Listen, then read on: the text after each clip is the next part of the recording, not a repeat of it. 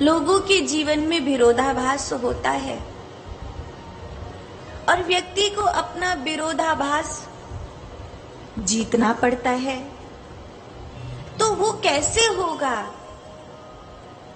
आप जो हो, आपके भीतर देवता भी है और आपके भीतर असुर भी है।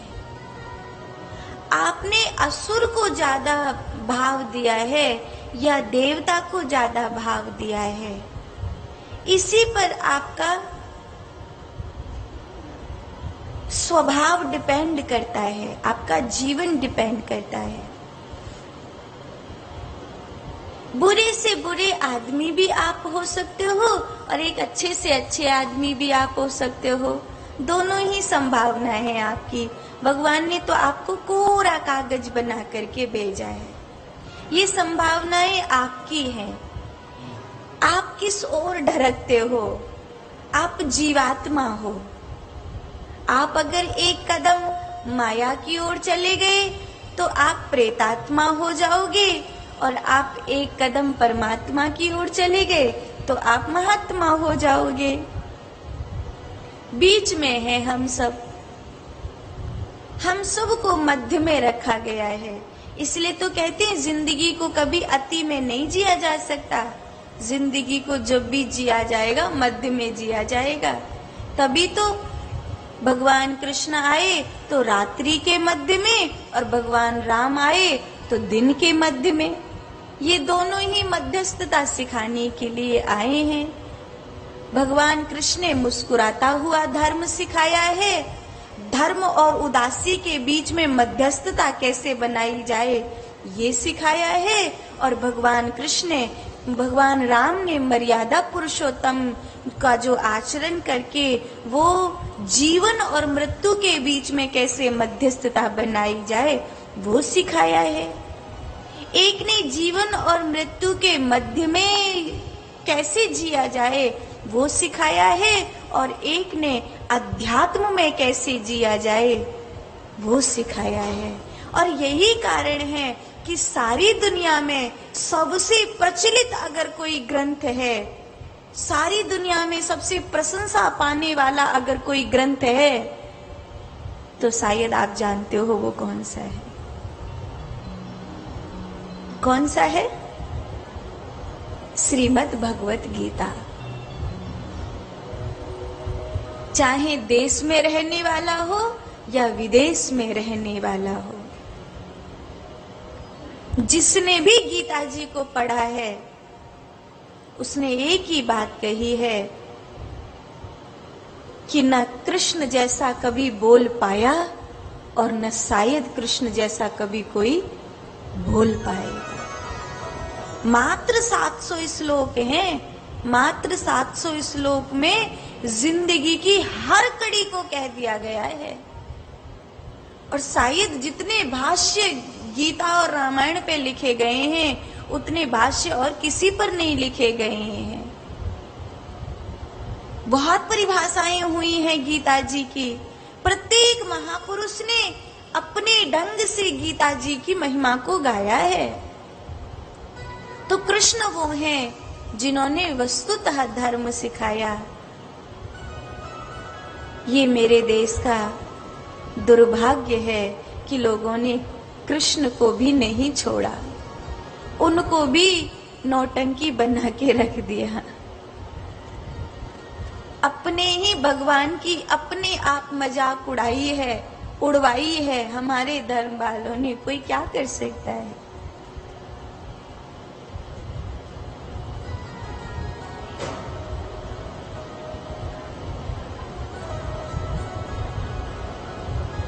किसी पादरी की, किसी मौलवी की बात हो तो उनके समाज का यूथ हो सकता है इतने बड़े बोल न बोले, लेकिन जहां साधु की बात हो वहां हमारे यहाँ के यूथ में भाषा का कंट्रोल नहीं है। अपने ही भगवान की खुद ने मजाक उड़ाई है। कोई क्या कर सकता है? जिस सनातन धर्म की नींव इतनी गहरी है कि पूरी दुनिया में अगर मनुष्य का पहला कोई इतिहास है, आदम हव्वा बाद में हुए,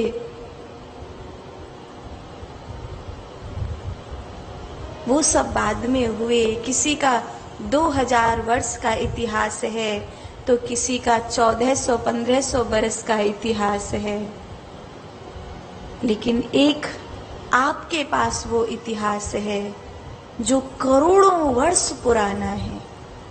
आपके शास्त्रों में, विष्णु पुराण में आप गिनती पढ़ के देखिए, ब्रह्मा जी की उम्र की गिनती, मनवंतरों की गिनती, कलयुग, द्वापर युग, त्रेता युग, सतयुग की गिनती, इन चारों युगों के 72 बार बदल जाने वाले काल में एक मनु का राज्य होता है। फिर उन मनुओं की गिनती, आप बावरे हो जाओगे, इतनी लंबी समय की गणना दुनिया में और कहीं नहीं मिलेगी आपको। कितनी जड़ें गहरी रही होंगी, कितनी मजबूत जड़ें रही होंगी, जो सारी दुनिया मिलकर उखाड़ने लगी है फिर भी उखाड़ नहीं पाई है, क्योंकि इस धर्म ने मध्यस्थता सिखाई है। इस समाज ने सबको गले लगाना सिखाया है। एक हम ही है जो शीघ्र दूसरे को अपना बना सकते हैं, शायद दुनिया में इतनी जल्दी कोई किसी को अपना नहीं बना सकता।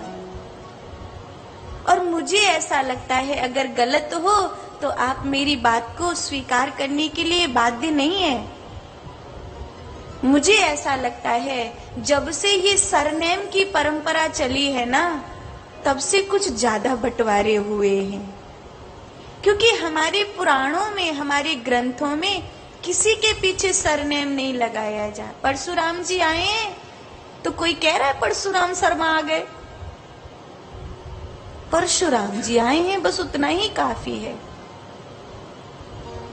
राम जी हैं, ज्यादा करो श्री रामचंद्र हैं, लेकिन है तो क्षत्रिय, तो श्री राम सिंह महाराज की जय, ऐसा करना चाहिए था, लेकिन ऐसा तो नहीं लगाया। आप और ग्रंथों को उठा करके देखो और पुराणों को उठा करके देखो। आदमी को आदमी क्यों नहीं रहने देते? उसके नाम के सहारे, उसके कर्म के सहारे जीने क्यों नहीं देते? उसके सरनेम के साथ उसे छोटा या बड़ा क्यों बना देते हो? इसका सरनेम ऊंचा वाला है तो इसके पैर पूज लो, कुछ खाए तो खवा दो।